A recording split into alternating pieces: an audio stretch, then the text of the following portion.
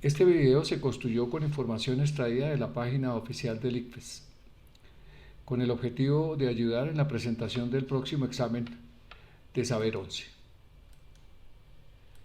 El contenido de este video hace referencia a las pruebas de matemáticas.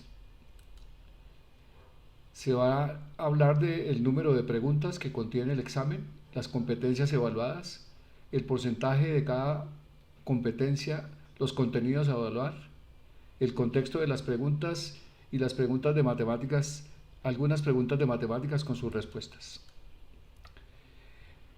Este examen tiene dos sesiones, una en la mañana y una en la tarde, y en ambas sesiones se incluyen 25 preguntas de matemáticas para un total de 50.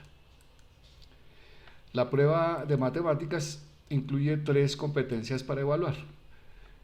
Una competencia es interpretación y representación, que hace referencia a la habilidad para comprender y transformar la información presentada en formatos distintos, como tablas, gráficas, conjuntos de datos, diagramas, esquemas, etc. La otra competencia es formulación y ejecución, que hace referencia a la capacidad de plantear y diseñar estrategias que permitan solucionar problemas provenientes de diversos contextos. Y finalmente, la argumentación, que hace referencia a la capacidad para validar o refutar conclusiones, estrategias, soluciones, interpretaciones y representaciones en diversas situaciones, siempre justificando. Con respecto al porcentaje de cada una de las competencias, el que mayor porcentaje tiene es la formulación y ejecución, que es un 43%, casi la mitad del examen. De igual manera, se va a tener en cuenta para la evaluación que va a haber una afirmación y sobre esa afirmación debe haber una evidencia que sustente la afirmación. Entonces, para cada competencia, en el caso de la interpretación y la representación, entonces va a haber una afirmación. Comprende y transforma la información cuantitativa y esquemática presentada en distintos formatos.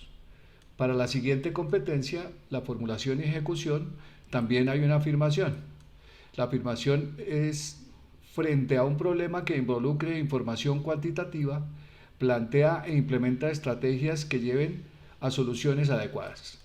Y por último, la argumentación, que también incluye una afirmación que dice que valida procedimientos y estrategias matemáticas utilizadas para dar solución a problemas. Los contenidos matemáticos que incluye este examen son estadística, geometría, álgebra y cálculo.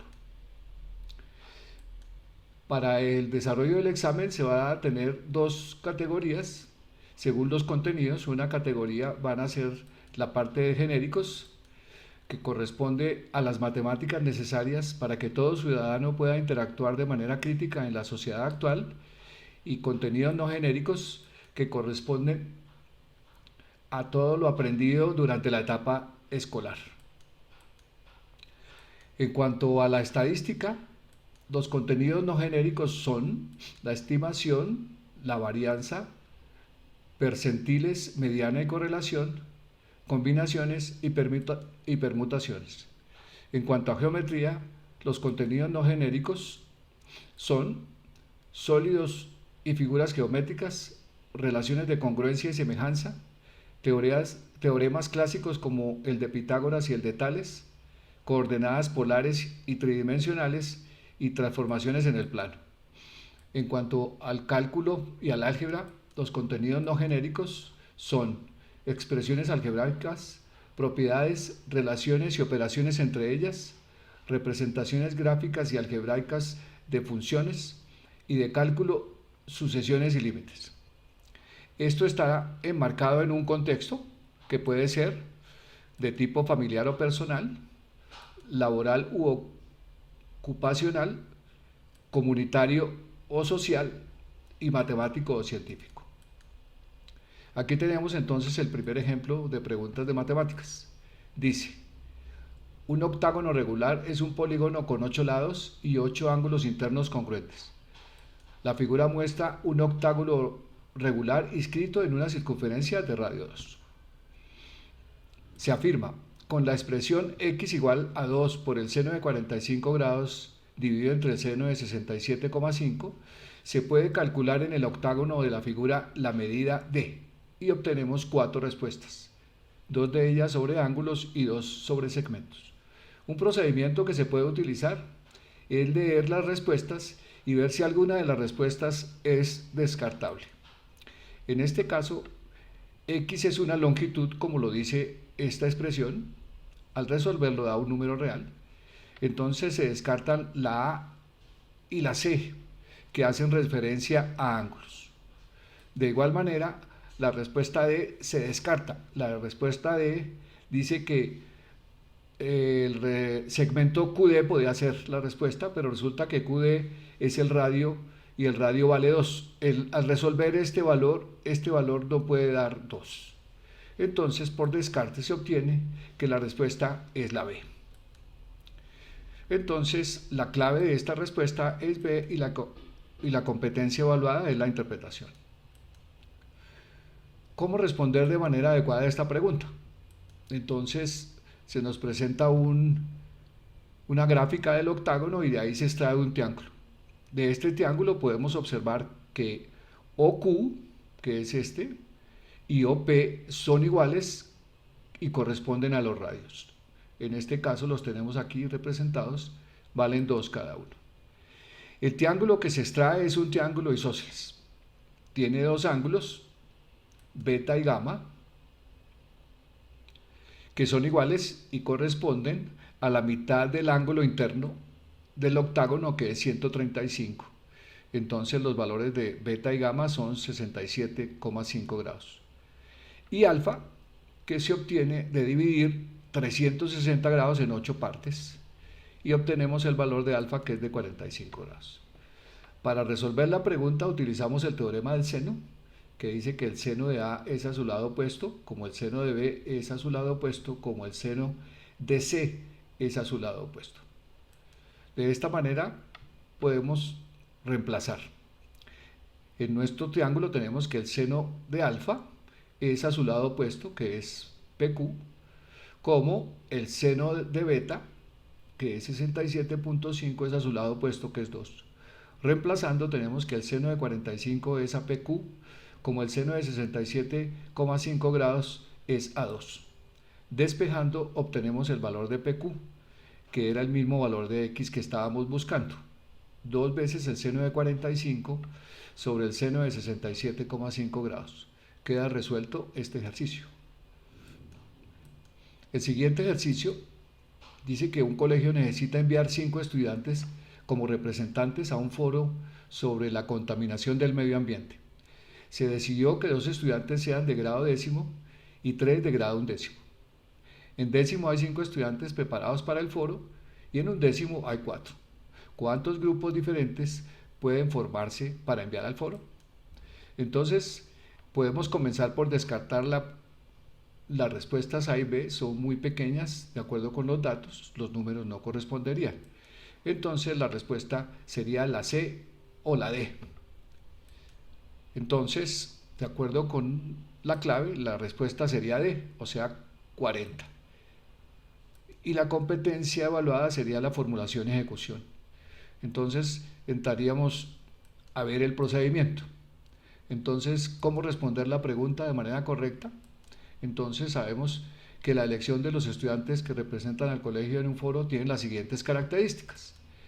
Los grupos son excluyentes, el de décimo y 11. No es posible repetir estudiantes en la elección y el orden de la elección no es relevante en el resultado final. Bueno, tenemos los siguientes datos: el número de estudiantes de décimo y de 11 y las combinatorias de grupos de décimo y 11. En este caso, entonces, haciendo la combinatoria, tenemos que para grado décimo son 5 estudiantes y se van a hacer grupos de 2. Se obtiene que hay 10 combinaciones posibles. Para el grado 11 tenemos 4 estudiantes y se escogen grupos de 3. Para esto dan 4 posibles combinaciones. Como vemos, entonces tenemos que la respuesta es 10 por 4, que corresponde al producto de las posibilidades de cada grupo.